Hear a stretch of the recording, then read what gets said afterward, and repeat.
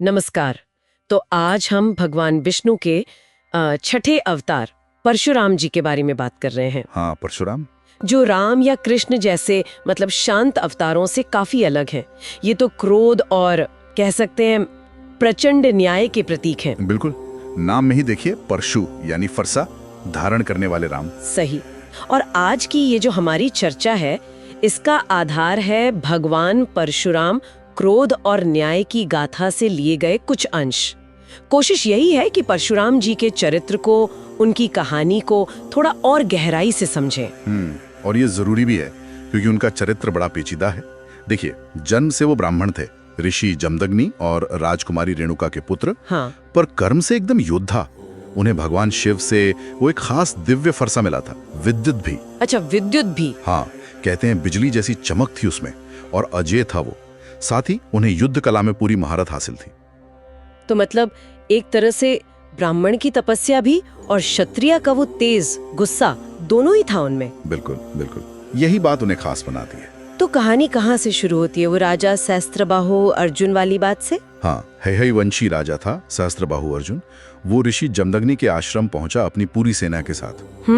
अब ऋषि जमदग्नि के पास थी वो दिव्य गाय कामधेनु, उसे सुरभि भी कहा गया है। हाँ, सुना है उसके बारे में, इच्छा पूरी करने वाली गाय। हाँ, पर वो सिर्फ इच्छा पूरी नहीं करती थी, वो असल में ऋषि के आश्रम की संपन्नता, उनके पुण्य, उनके धर्म का प्रतीक थी।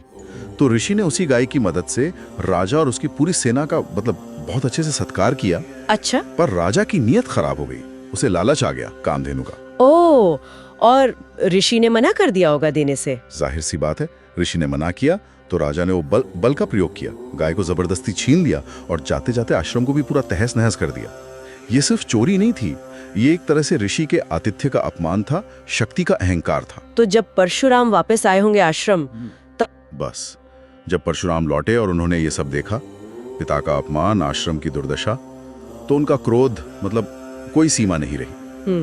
उन्होंने उसी वक्त प्रतिज्ञा ली और अकेले ही सहस्त्रबाहु की राजधानी महिष्मती पर चढ़ाई कर दी। अकेले? पूरी सेना के खिलाफ? हाँ, अकेले। और कहते हैं कि शिव जी के उसी फर से, विद्युत अभि से, उन्होंने पहले सहस्त्रबाहु की 1000 भुजाएं काटी। 1000 भुजाएं? हाँ, और फिर उसका वध कर दिया और कामधेनु को वापस आश्रम ले आए। पर ये तो शायद बस एक शुरुआत थी, मामला यहीं खत्म नहीं हुआ। नहीं, बिल्कुल नहीं। उनके पिता ऋषि जमदग्नि वो इस हिंसा से खुश नहीं हुए।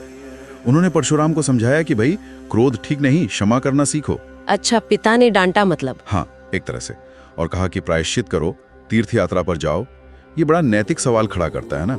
पिता अहिंसा की बात कर रहे हैं, बेटा न्याय के लिए लड़ रहा है। सही बात है। लेकिन कहानी और उलझ गई। जब परशुराम तीर्थ यात्रा पर थे तो सहस्त्रबाहु के बेटों ने बदला लेने की सोची। ओहो, उन्होंने क्या किया? उन्होंने आश्रम जाकर निहत्ते ऋषि जमदग्नि की उनकी हत्या कर दी। अरे, ये तो बहुत ही बुरा हुआ। मतलब पिता की हत्या, वो भी इस तरह? बस यहीं से परशुराम का वो रूप सामने आया जिसके लिए वो जाने जाते हैं। जब वो यात्रा से लौटे, पिता का शव देखा, अपनी माँ रेणुका को विलाप करते देखा। कहा जाता है कि माँ ने 21 बार छाती पीटकर विलाप किया था। ये देखकर परशुराम का सारा संयम, सारा धैर्य टूट गया। अब ये सिर्फ व्यक्तिगत बदला नहीं रहा। और यहीं वो प्रतिज्ञा ली गई पृथ्वी को क्षत्रियों से विहीन करने की। हाँ, वही भयानक प्रतिज्ञा, पृथ्वी को 21 बार, अपनी माँ के 21 बार छाती पीटने के प्रतीक के तौर पर अहंकारी और अधर्मिक क्षत्रियों से खाली करने की शपथ। 21 बार? इसके बाद तो भयंकर विनाश हुआ होगा। बिल्कुल। इसके बाद परशुराम ने उन क्षत्रिय राजाओं और उनकी पीढ़ियों के खिलाफ एक लंबा अभियान चलाया जो वाकई में अधर्मी थे, जो अपनी शक्ति का गलत इस्तेमाल कर रहे थे। इसे नरसंहार नहीं बल्कि धर्म की दोबारा स्थापना के प्रयास की तरह देखा जाता है। वर्णन मिलता है कि कुरुक्षेत्र के पास उन्होंने क्षत्रियों के खून से 5 तालाब भर दिए थे। समंत पंचक कहते हैं उन्हें, शायद एक चेतावनी के तौर पर। इतना सब करने के बाद जब गुस्सा शांत हुआ होगा तो क्या उन्हें अपने किए पर पछतावा हुआ, ग्लानि हुई? हाँ, बिल्कुल। जब क्रोध शांत हुआ तो उन्हें इस महाविनाश पर दुख हुआ, ग्लानि हुई। प्रायश्चित के लिए उन्होंने फिर बड़ा अश्वमेध यज्ञ किया। अच्छा। और यज्ञ के बाद उन्होंने जो भी भूमि जीती थी, वो सारी की सारी भूमि ऋषि कश्यप को दान कर दी। सब कुछ दान दे दिया? तो फिर वो रहे कहाँ? यही सवाल उठा।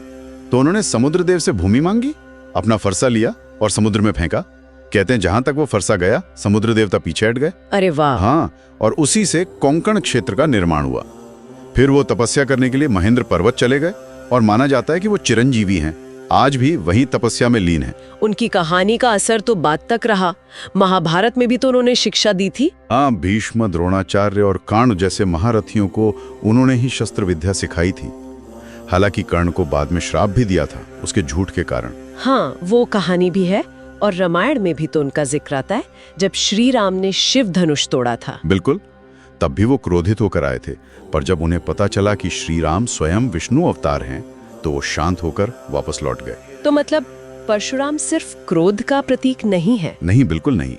वो उस धर्म युक्त क्रोध मतलब राइचियस एंगर के प्रतीक हैं जो बहुत ज्यादा अन्याय और अधर्म के खिलाफ उठता है।